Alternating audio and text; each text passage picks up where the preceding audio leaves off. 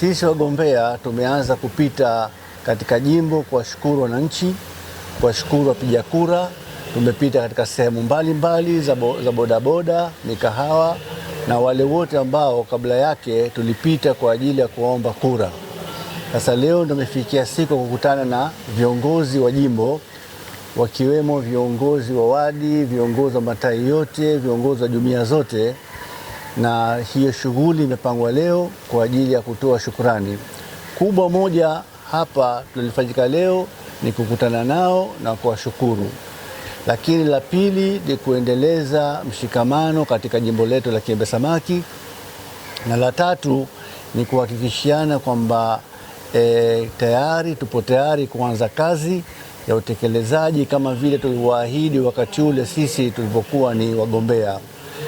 Kubwa ni kusimamia utekelezaji wa ilani ya Chama cha Mapinduzi, lakini pia kusimamia kero za wananchi, na halikadhalika kufanya kazi pamoja na viongozi wetu wa jimbo katika kuleta maendeleo ya jimbo hili. Kumekuwa kuna maofisa pia kutoka mamlaka ya maji pamoja na barabara waliokuja kueleza mipangilio ya serikali katika kuleta maendeleo ya miundombinu kwenye jimbo hilo.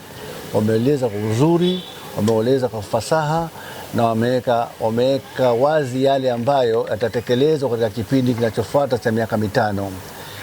Wananchi walikuwa na wasiwasi, wengine kusema kwamba hapati maji, wengine nasema kipata maji hapati maji, lakini maelezo yaliyotoka hapa yametosheleza kabisa. Kuna mradi mkubwa ambao utapita hapa Kiembe Samaki. Pia kuna maendeleo ya barabara yataendelea katika jimbo la Kiembe Samaki. Kwa hivyo hiyo imeondoa hofu na imeleta taswira nzuri na watu wote wamefarajika. Kwa hivyo hayo ni yaliyoelezwa, lakini kwa upande wetu viongozi pia tumeeleza juu ya umuhimu wa amani katika nchi yetu, amani katika jimbo letu, na tumeeleza wazi kwamba amani ni muhimu na sote sisi tunapaswa kusimamia amani, na sote sisi ni wadau wa amani. Isiwe tu kwamba tunaona kwamba ni viongozi wa amani, lakini la, sote sisi kuanzia ngazi zote za jimbo mpaka ngazi za taifa. Kwa hivyo tumekumbushana juu ya umuhimu wa amani, na haya yote ambayo yamepangwa kutekelezwa katika kipindi hichi cha 2025-2030 yatategemea zaidi utulivu wa nchi ambao nashukuru upo kwa upande wetu wa Tanzania, lakini wajibu wetu sisi kukumbushana zaidi. Ni tumeambia wananchi kwamba wawe na subra, wawe vumilivu na tuwe mashirikiano. Sisi viongozi wao kupitia serikali kuu tupo imara katika kuhakikisha kwamba maendeleo yanakuja katika jimbo la Kiembe Samaki kama tulivyoahidi. Kwa leo nilikuwa mimi mbunge nikimwakilisha pia viongozi wengine, mwakilishi ambaye yuko nje ya nchi na madiwani walidharurika kwenye mafunzo, lakini kwa ujumla mambo yote yamekwenda vizuri.